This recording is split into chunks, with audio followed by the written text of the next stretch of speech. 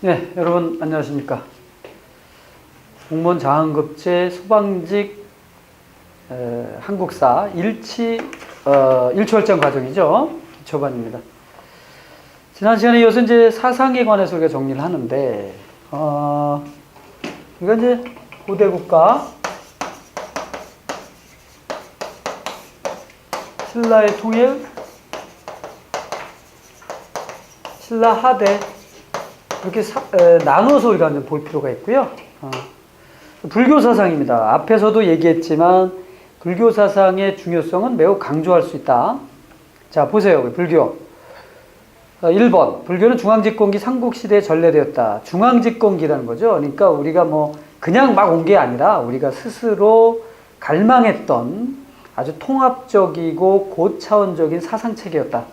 그러니까 이런 게 들어오게 되면은 전 국가, 넓은 영토에 있는 사람들의 사상을 하나로 통일할 수 있는 좋은 면이 있죠. 정치적 목적이 분명히 있는 것이요. 그래서 이제 소수림왕 때 370년 고구려, 백제 침략 384년, 신라는 뭐 늘장 때 온 것 같은데, 무코자가 왔다고 해요. 하지만 공인되지 못하다가, 법흥왕 때 2차 돈의 순교로 공인이 된 535년이죠. 2차 돈. 예. 목을 잘랐는데 뭐 하얀색 뭐 우유가 나왔다며. 말도 안 되는 소리지만, 말이 안 될까? 혹시 뭐 가능성이 있을 수도 있어요. 여러 가지 과학적으로 설명이 될 수도 있는데.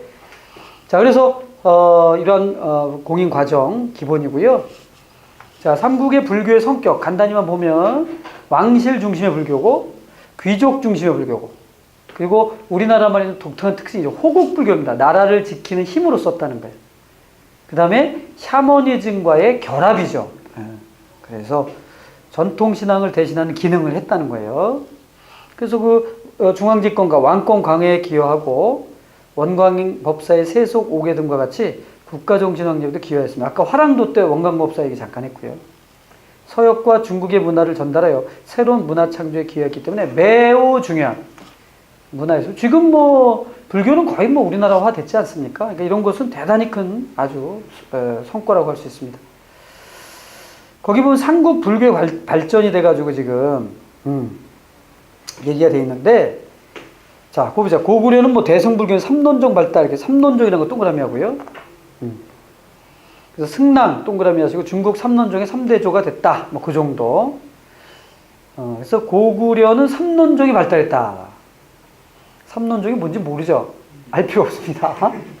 근데 어쩔 수 없어요. 뭐 이런 것도 얘기를 하니까. 그 다음에 거기 보독이라고 하는 승려는 동그라미 하셔야 됩니다. 영계소문이 불교를 억압하자 백제의 나라가 열반종을 전하기도 했대요. 그 영계소문은 도교를 장려한다고 그랬어요. 귀족들을 억압하기 위해서. 그때 이제 보독이 백제로 망명을 했다는 겁니다. 백제는 율종을 중심으로 발달해서 성왕 때 겸익 동그라미 하시고 인도에 갔다 왔어요. 그래서 계율종의 시절. 그러니까 고구려는 삼론종, 백제는 계율종. 근데 이미 성왕 때 겸익이라는 승려는 인도를 갔다 왔대요. 네. 그 다음에 성왕 때 노리사치계가 일본의 불교를 전파했고, 이름이 좀 특이하죠? 네, 노리사치계. 이건 무슨 얘기하냐? 아직 중국화되지 않았다는 거예요. 진흥왕의 이름은 삼맥부지거든요. 그러면 김삼맥부지야 라고 불러야 돼. 흑치상지. 아주 이름이, 뭐 삼국유사에 보면요, 노힐부득, 뭐 달달박박 이런 이름이 나오거든요.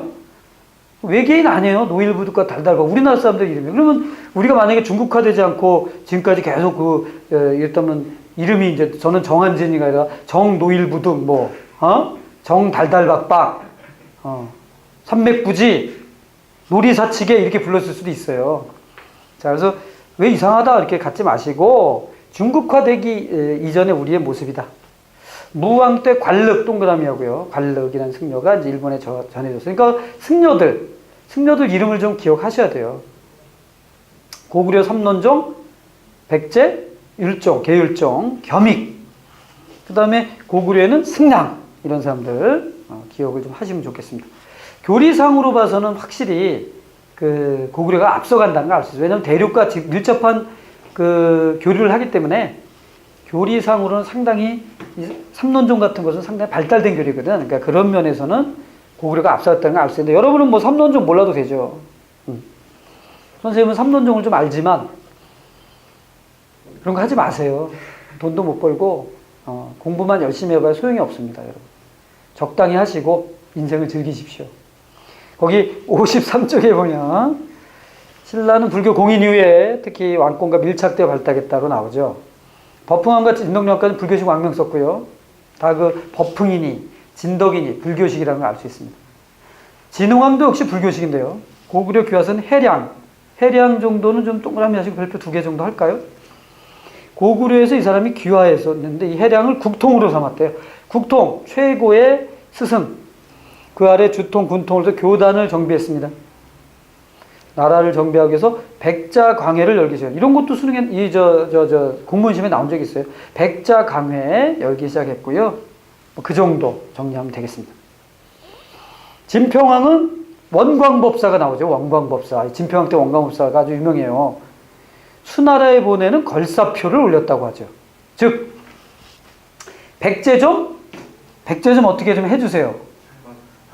백제 좀 어떻게 좀 깨주세요. 뭐 고구려 좀 어떻게 깨주세요. 이걸 걸사표라고 합니다. 그 다음에 화랑도에 세소 5개를 지었다고 하는 원광법사가 있습니다. 선덕여왕 때는 그 유명한 짜장법사가 등장하는데 자장법사군요. 짜장법사의 계율종이죠. 황룡사 구충탑이 마련된 게 선덕여왕 때예요. 이 짜장이 이제 중국에서 유학을 할 때 신인을 만났다고 해서 그 신인이 황룡사에다가 탑을 쌓으면은 삼국통일의 대업을 이룬다고 그랬어요. 근데 물론 그렇게 되고 말았지만 황룡사 구충탑을 했는데 이게 이제 고려시대까지도 남아있었는데 황룡사 구충탑 높이 20층 아파트 정도 맞먹는 100m 가까운 목탑 아니에요. 근데 이게 이제 고려시대 몽골이 침략했을 때 캠프파이어로 날아가 버리는 그런 비극이 있었습니다. 그 다음에 호국신앙을 강조해서 뭐 이런 걸 했는데 뭐 몰라도 좋고요. 그래서 황룡사, 선덕여왕. 그래서 이렇게 생각하시면 되죠, 여러분. 뭐 불국사 많이 가보셨잖아요. 통일의 염원을 담은 저는 황룡사라고 합니다. 그러니까 삼국 통일 이전의 황룡사, 선덕여왕 기억하시면 되잖아요. 물론 그 황룡사를 지은 사람은 진흥왕이거든. 그런데 진흥왕이 지었는데 구층 목탑을 세운 사람은 선덕여왕이니까 어쨌든 누구를 외워도 좋습니다. 통일 이전 황룡사. 구층탑을 지으면 삼국 통일한다고 그랬죠? 결국 했어요. 너무너무 기쁜 신라인들은 삼국 통일 이후에 우리는 부처님이 지켜주는 부처님의 나라라는 세상을 갖게 됩니다. 그래서 지은 절을 불국사죠. 부처님의 나라. 그러니까 통일 전 황룡사, 통일 후 불국사. 이렇게 기억하시면 되겠습니다. 아시겠어요? 그러니까 왜냐면 황룡사와 불국사가 헷갈려가지고 틀리는 문제도 있을 수 있으니까 통일 전 황룡사, 통일 후 불국사. 뭐 신라 불교의 중심 교리는 뭐 행위에 따라 업벌 받는 업설 그리고 미륵불 신앙 같은 게 있었다. 뭐 그 정도. 그 다음에 업설은 왕즉불 사상을 통해서 왕 및 귀족의 특권적 지위를 인정하는 면이 있다. 왕즉불, 왕이고 부처다. 왜? 전생에 부처였으니까 지금도 부처가 됐지. 너는 뭐니? 노비야? 전생에 개새끼질 했으니까 지금 노비가 됐지. 뭐 이렇게 되는 거죠. 자, 그런 걸 업설이라고 합니다. 근데 참고적으로 지금도 불교 사상은 업이라는 걸 얘기하는데 좀 사상을 깊게 가져가면요, 이 업설에 대해서 생각을 많이 해볼 필요가 있어요. 뭐 허황된 얘기 같지는 않고 그렇다고 과학적으로 뭐 증명될 수 있는 건 아니지만 우리가 행동을 조심할 필요가 있어요. 그래서 이 업이라고 하는 건 되게 불교에서는 중시역입니다. 자, 이번엔 통일신라 시대 교종의 발달인데 원효와 의상이죠. 맨날 나오는 분인데 맨날 틀려. 그러면 안 되지. 통일 전에 태어나서 통일 후까지 살았던 신라 불교의 거성들, 원효와 의상이 되겠습니다. 자, 이 두 분은 공무원 시험 최다 출연자 중에 하나예요. 그러니까 꼭 좀 기억을 하셔야 되겠습니다. 친밀해져야 돼요. 원효와 의상. 자, 보죠. 이 원효와 의상의 공통점은 불교 수준을 확대했단 말이야. 그래서 원효는 어떤 책을 써? 대승기신론서, 금강산매경론. 지금 현재 전하고 있습니다. 그리고 이 대승기신론소는, 소라고 하는 건 이제 어떤 이론에 대한 주석을 붙인 해설을 붙인 건데요. 자기 이야기를 한 건데, 이 대승기신론서는 명저예요. 그래서 뭐 티베트 불교에서는 지금도 교재로 쓴답니다. 그런데 의상은 화엄교단을 설립하고, 화엄종. 화엄 동그라미 하셔야 됩니다. 화엄 교단 동그라미 하시고, 여러 절을 건립합니다. 뭐 부석사라든가 낙산사라든가 이와 같이 이른바 의상이 만든 그 절이 되게 많죠. 그 다음에 둘 다 공통점은 조화로운 사상을 주장했다. 원효는 화쟁이란 말이 뭐예요? 불교 종파를 하나로 합치다는 거예요, 여러분. 화쟁. 그걸 다른 말로 하면 일심, 원흉, 회통 다 같은 말이에요. 예? 아버님, 아버지, 부친, 그 다음에 뭐 자친, 뭐 친부 다 같은 말 아니에요? 똑같은 얘기야. 그래서 화쟁, 일심, 원흉, 회통 다 같은 말입니다. 하나로 합치려고 그랬어요. 마찬가지로 의상은 불교 사상의 꽃, 모든 것을 하나로 합치는 대경전인 화엄경을 바탕으로 한 화엄 사상을 중시합니다. 화엄 일승 법계도라고 하는 이른바 화엄 사상을 축약한 그런 법계도, 흐름도를 만들기도 해요. 근데 그건 지금 남아있는데요. 이런 걸 보면 상당히 그런 조화로운 사상, 하나가 되는 조화로운 사상을 알 수 있습니다. 그 다음에 둘 또 공통점, 불교 대중화, 별표 3개 하세요. 이건 아주 중요하죠. 이 두 분 때문에 불교가 널리 퍼졌다고 봐야 돼. 백성들한테. 원효는 아미타 신앙, 정토 신앙이라고 합니다. 즉, 모두 이때의 불교도들의 목표는 뭐냐면, 살아서는 석가모니 부처의 은덕을 기르는데, 만약에 자기가 죽게 되면은 극락 정토를 가고 싶어 한단 말이죠. 극락 정토를 다스리는 부처는 아미타불입니다. 극락 정토의 주인이에요. 그러니까 죽어서는 아미타불에 가고 싶어요. 그걸 아미타 신앙이라고 하는 거예요. 이게 최고의 꿈이에요. 근데 극락 정토 가잖아요? 윤회의 바퀴로부터 벗어나는 거예요. 전생에 잘못하면 나중에 개새끼로 태어나고 말이죠. 막 그런 거 벗어나는 거예요. 그런데 사람들이 그거를 알면서도 못했는데, 원효가 유명한 얘기잖아요.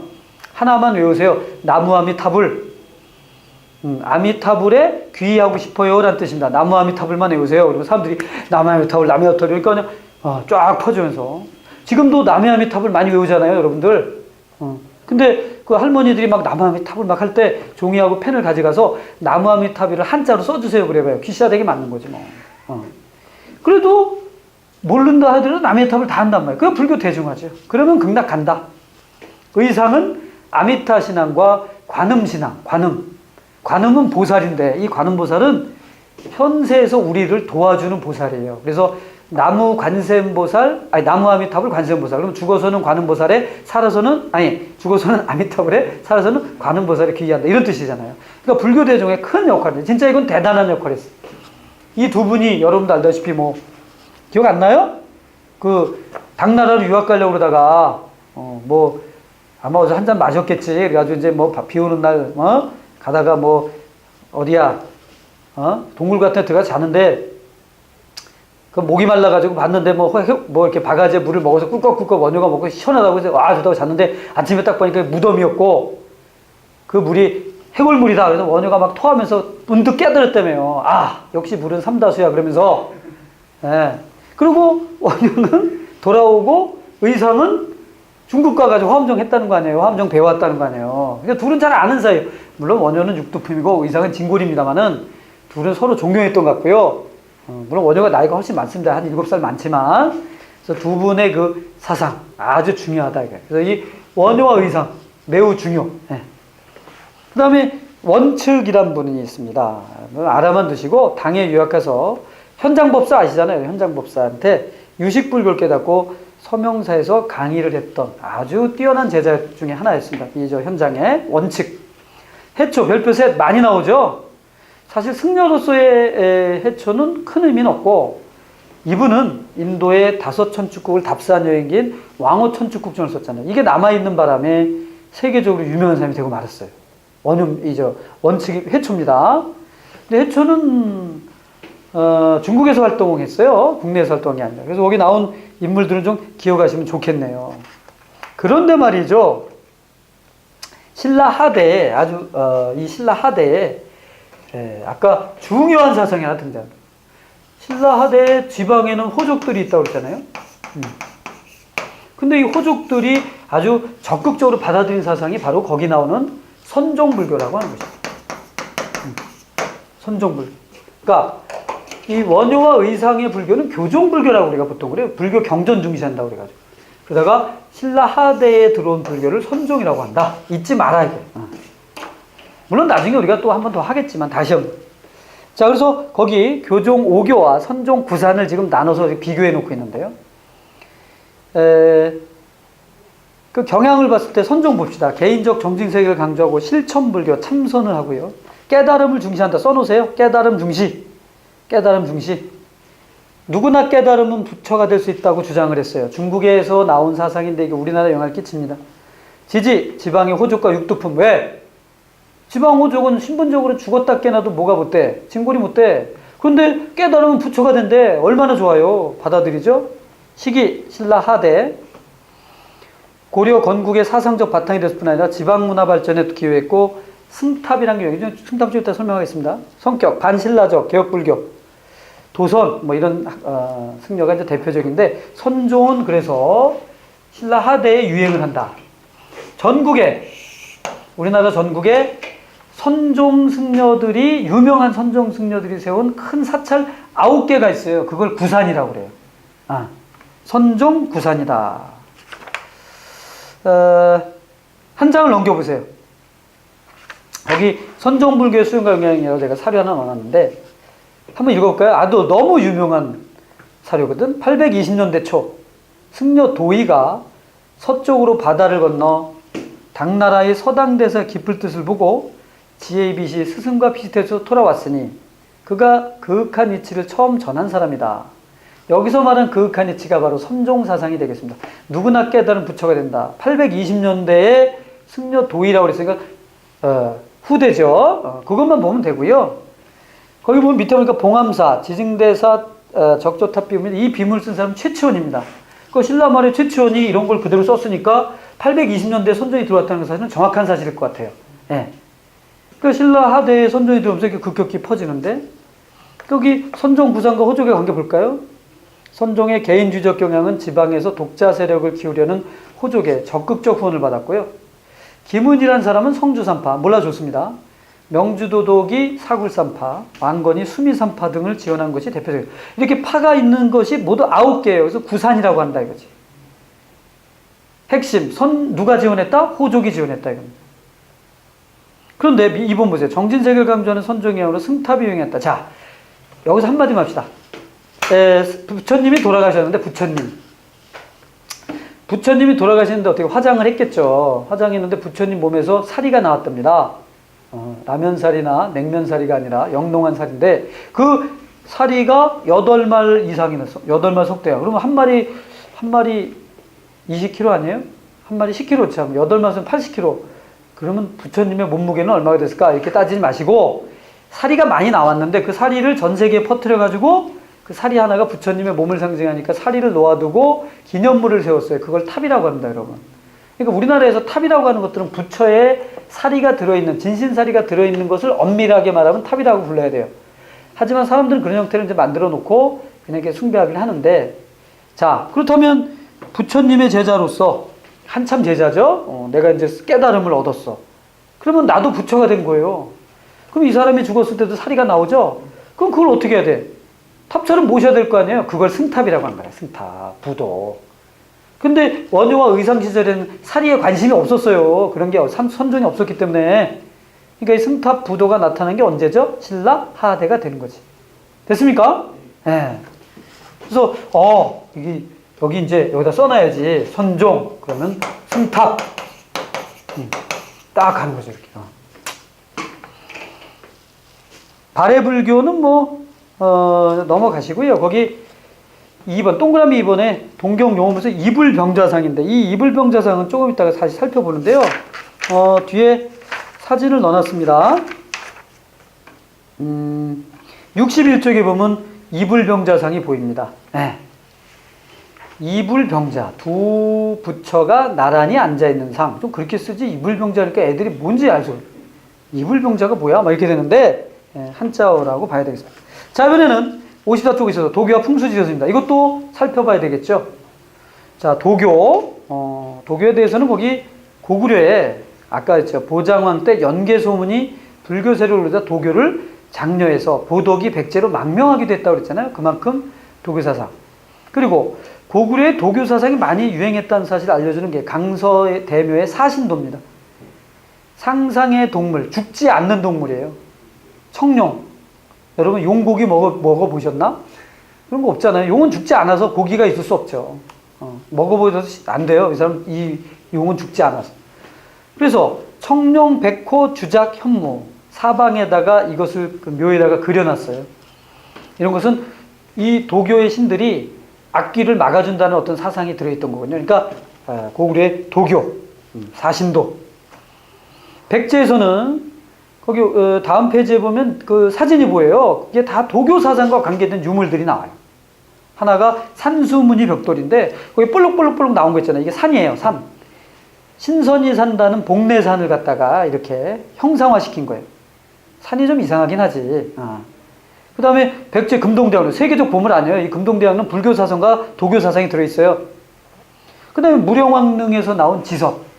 무령왕릉 이 지석이 이렇게 놓여있고 그 위에 돈이 올려져 있었거든.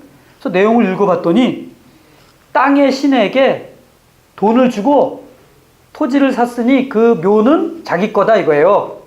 그런 내용이 있어요. 그것도 도교적 사상입니다. 그 다음에 사택지적이라는 사람이 있거든. 사택은 성이에요. 이름은 지적입니다. 지적이라는 백제인이 세운 비석의 일부가 전하고 있습니다. 따라서 도교와 불교 사상이 유행했다는 사실을 알 수 있습니다. 통일신라는 뭐 최치원 같은 사람, 유불선 3교에 정통했죠. 그 다음 페이지 12지신상. 무덤 주위에 이렇게 12개의 12지신을 세우잖아요. 이게 우리나라의 특징인데 도교의 영향으로 봐야 되겠습니다. 발해에도 그런 것이 있었다.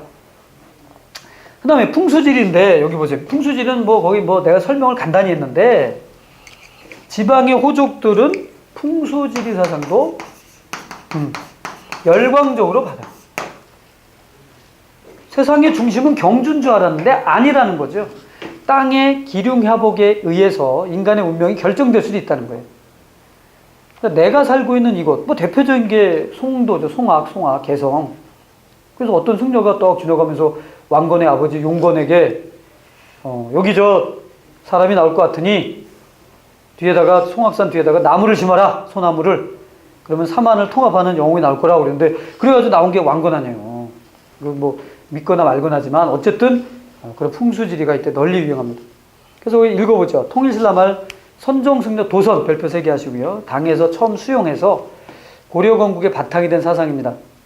경주에서 지방 중심으로 국토를 재편성하라는 주장이라고 볼 수 있고요. 신라 정부의 권위를 약화시키죠. 왜? 지방 호족이 있는 곳이 세상의 중심이라고 하니까 말이죠. 요즘의 세상의 중심은 서울입니다. 아파트 값이 지금 천정부지로 뛰고 있어요. 세상의 중심, 세계의 중심이 된 것 같은 느낌인데 과연 그럴까요? 뉴욕보다도 비싼 것 같아. 55쪽에 과학기술 발달입니다. 자, 여기까지 해서 사상은 모두 끝났습니다. 과학기술 발달도 거기 이제 세부적인 내용들은 여러분이 좀 읽어보셔야 돼요. 이게 시간이 없어서 다 못하는데요. 아주 이 킬러 문제, 기초반이니까 그냥 넘어갑니다만은 킬러 문제를 나중에 준비하실 분들은 세부적인 걸 읽어보셔야 됩니다. 일단 인쇄술만 보도록 하겠습니다. 네. 그 천문학과 관련해서는 신라 때 뭐가 있어요? 첨성대 있죠? 첨성대. 여러분 경주 가봤잖아요? 그거 동그라미 하시고, 동그라미 3번. 인쇄술.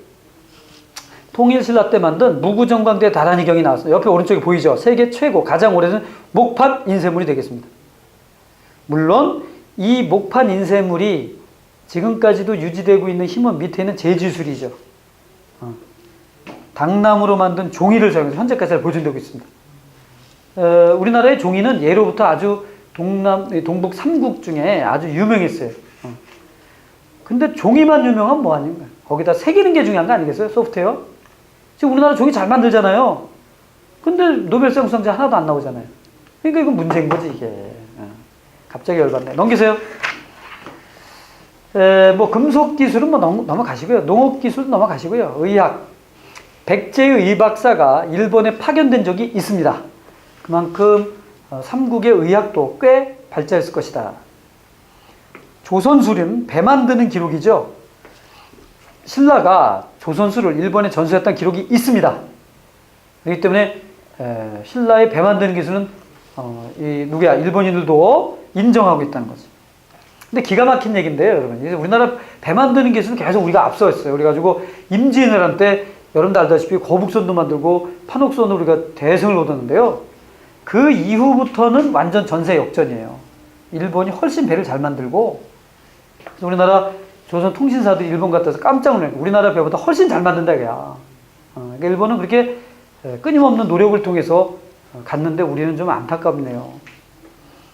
이번에는 고대인의 자치한 것이라고 이름을 붙였습니다만은 이게 고분입니다. 고분. 우리가 이제 아까 사상과 예술 얘기했는데요. 사상과 예술 중에 예술은 뭐 남아있어야 감상을 하잖아요. 근데 이 고대는 너무 오래돼가지고 무슨 그림이라든가 이런 것들이 다 없어졌어요. 남아있는 게 거의 없어요. 근데 그 남아있는 것 중에 그래도 많은 건 뭐야? 무덤입니다. 무덤. 그래서 고분을 얘기 안 할 수가 없는 거예요. 고려시대 고분 얘기 안 합니다. 조선시대 고분 얘기 안 해요. 그러나 이 삼국시대 이 삼국과 통일사 시대는 고분을 얘기 안 할 수가 없는 거죠. 자, 그래서 거기 고분과 고분 벽화에 관해서 보면 굴식 돌방무덤과 돌무지 덧널무덤의 구조가 나왔어요.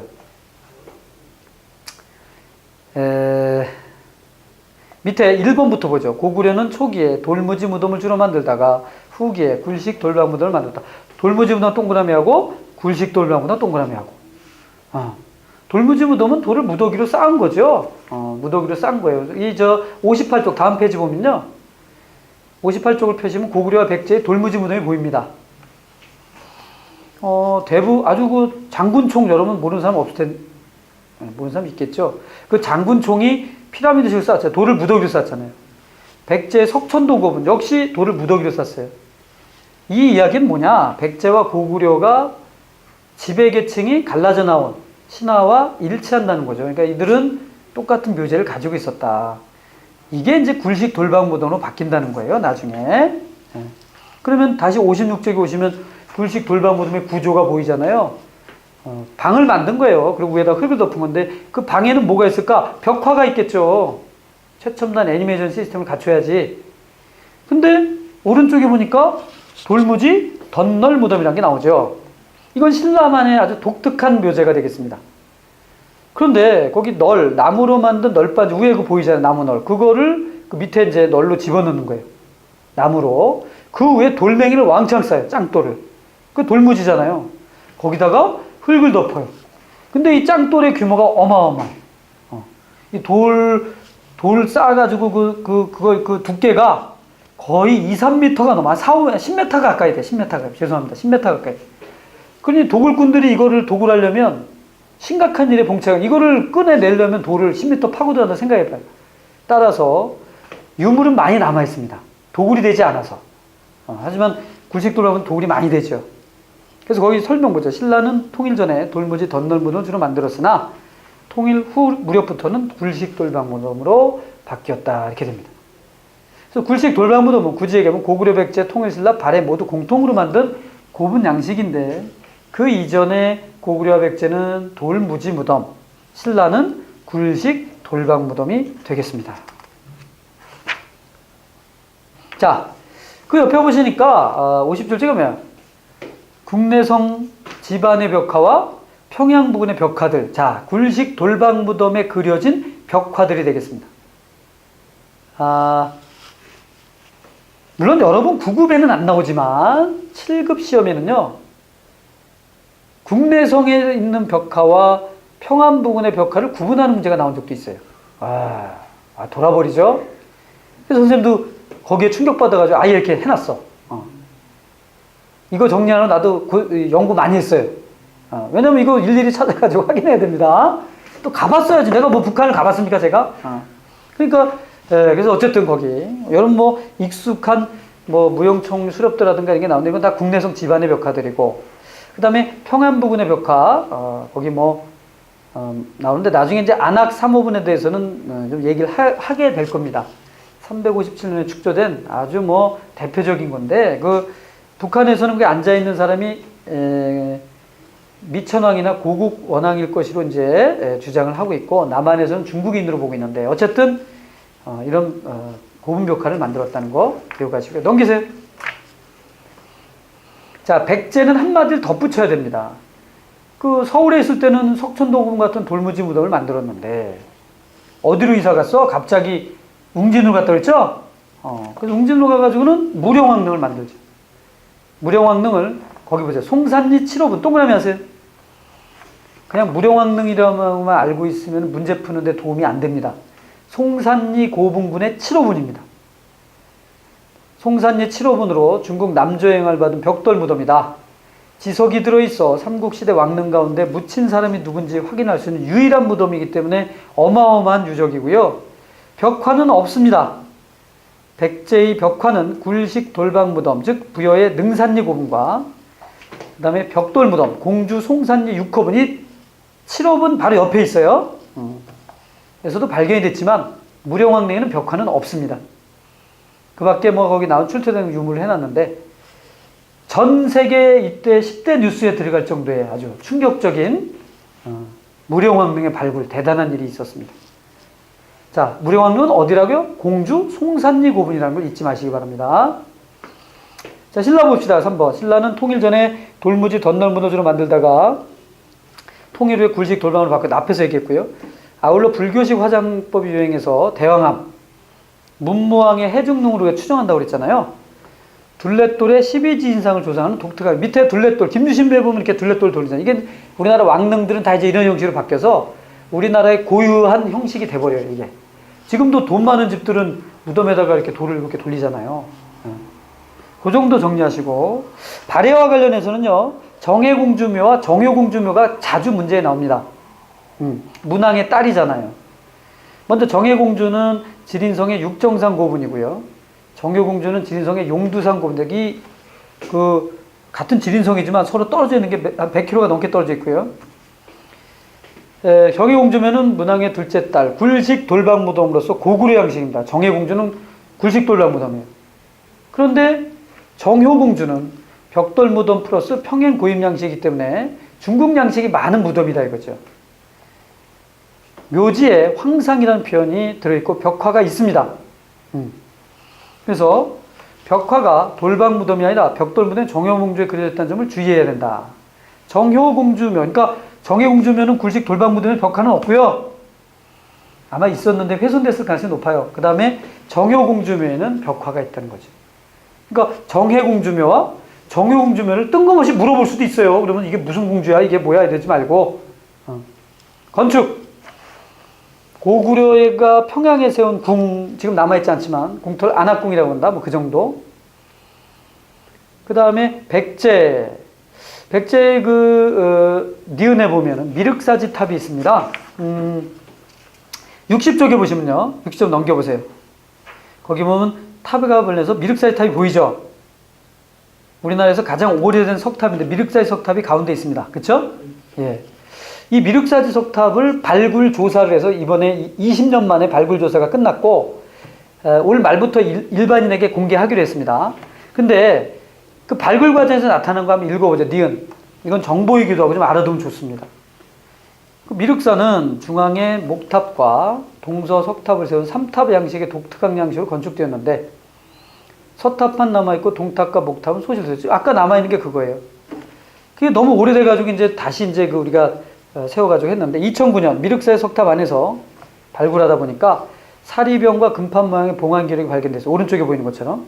금판이 보이잖아요, 지금. 금판에 글씨 써 있죠. 좌평 사택 적덕의 딸인 백제 왕비가 건립을 발언했다라고 되어 있어요.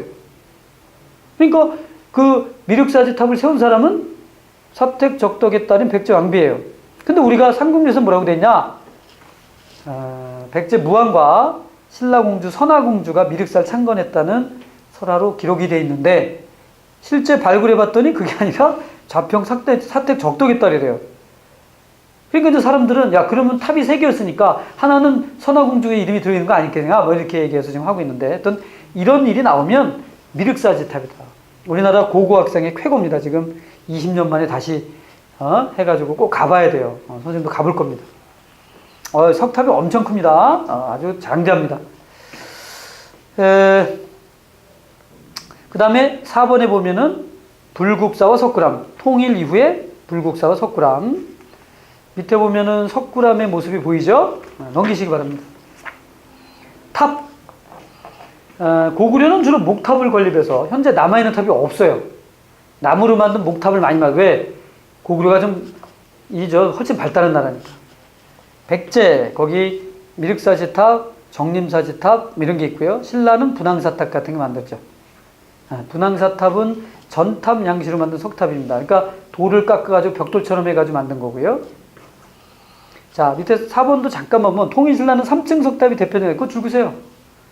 신라의 탑은 대부분 3층이에요. 3층이다 그럼 통일신라네? 그럼 되는 거예요. 대표적으로 불국사 삼수탑, 여러분이 석가탑이라는 거 있잖아요. 다부탑 이런 것도 그래서 3층 석탑이면 이런 게 있고요. 밑에서 둘째 줄 또한 선종의 영향으로 승탑과 탑비가 유행했는데 쌍봉사, 철감선사 승탑이 대표적 걸작이라고 하는데 팔각 원당형 이런 형태를 팔각 원당이라고 그래요. 이런 형태. 그러니까 이게 만들어지면서부터 후대의 승탑은 이거를 다 따라가게 됩니다. 신라의 탑은 3층 탑이다. 좀 알아두시고요. 불상. 그중 여러 불상이 있는데 두 개만 설명하고 끝내겠습니다. 거기 보면 연가 7년명, 아이고 이름이 빠졌네. 연가 7년명 금동열애 입상입니다. 밑에 써놓으세요. 연가 7년명 금동열애 입상입니다. 연가 7년명 금동열애 고구려 불상이라고 써놓으세요. 고구려. 고구려. 위에서 설명한 게 사진이 붙어있는 거죠. 백제의 마의 삼존불. 백제의 거죠. 백제. 그 다음에 어디 건지 모르지만 여러분 그 금동미륵보살 방가사유상 보이죠? 세계적 걸작입니다. 그 중에서도 그 두 번째 오른쪽에 있는 이 삼상관 금동 이 방가사유상은 뭐 세계적 걸작이에요. 근데 우리나라 사람들은 몰라요. 중앙국립도서관에 중앙국립박물관에 가시면 3층 금속 전시실에 있는데 이거 하나만 따로 큰 방에다가 따로 전시합니다. 사람들이 밑에서만 바글바글 대지 거기까지 안 와요. 그럼 이거 여러분 가시면 아주 편안하게 볼 수 있습니다. 조각. 뭐 거기 있는 거 뭐 이런 거지. 발해의 돌사자상 하나 동그라미 합시다. 그게 발해의 돌사자상이다. 공예. 우리나라에서 가장 오래된 종은 상원사 동종입니다. 그리고 성덕대왕 신종은 그 이후입니다. 우리가 이른바 에밀레종이라고 하는 거 아니겠어요? 그 두 개. 상원사 동종과 성덕대왕 신종 기억하시고요. 넘겨. 글씨와 관련해서 그 동그라미 2번에 보면은 신라의 김생이라는 사람은 질박하면서도 굳센 신라의 독자적 서치를 기록했다. 김생 동그라미 하시고 이 사람은 우리나라 서예의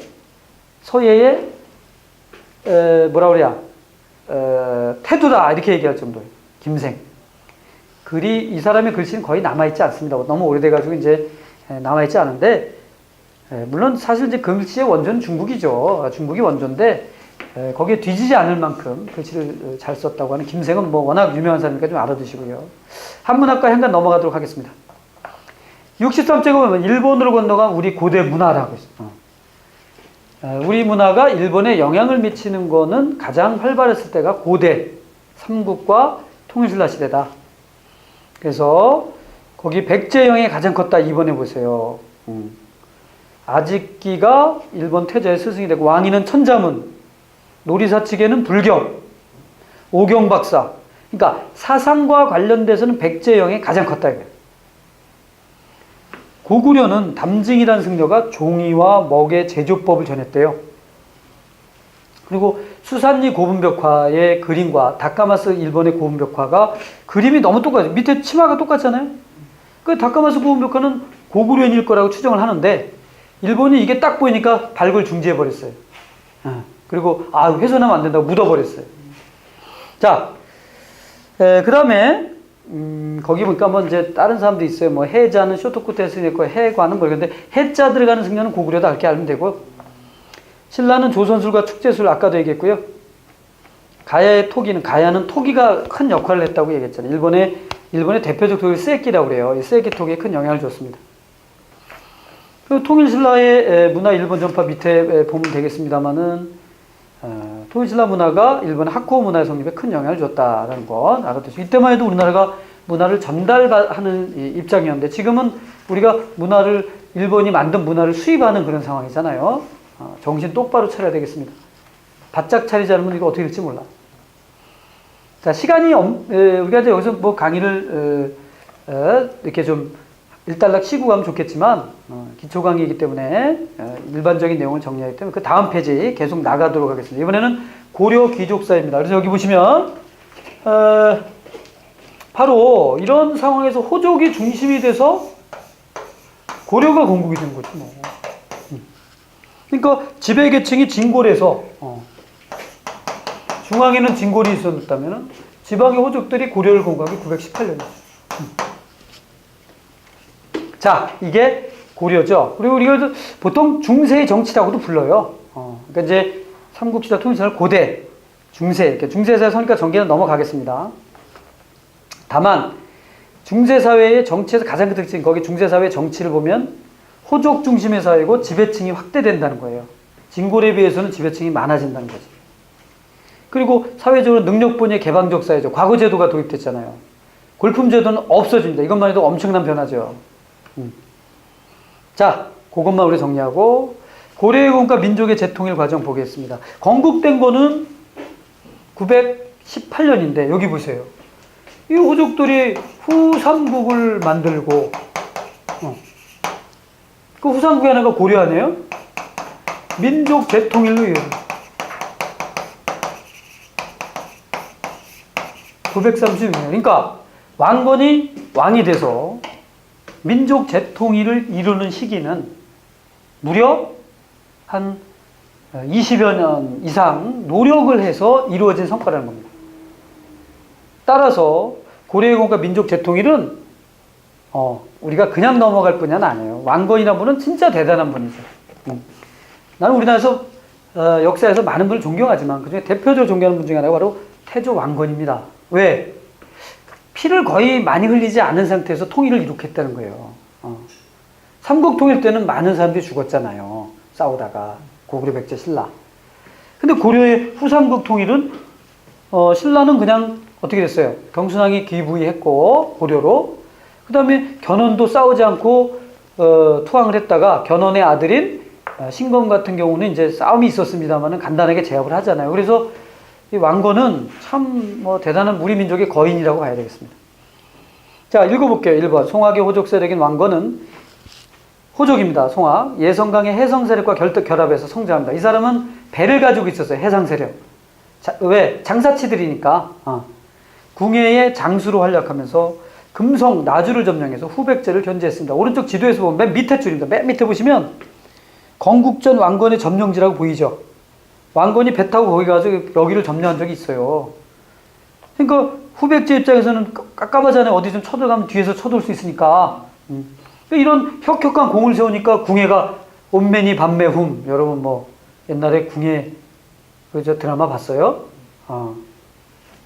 관신법 얘기하고 그랬잖아요. 그 궁예가 왕건을 총애하게 된 것입니다. 그래서 그 궁예를 쫓아내고 고구려를 계승해서 고려를 건국하고 연호를 천수, 도읍을 송하게 됩니다. 연호 썼습니다. 고려 왕건도. 자, 왕건은 통일의 전략으로 지방 호족 세력을 통합하여 기반을 확립하죠. 아직 후백제하고 신라가 있으니까요.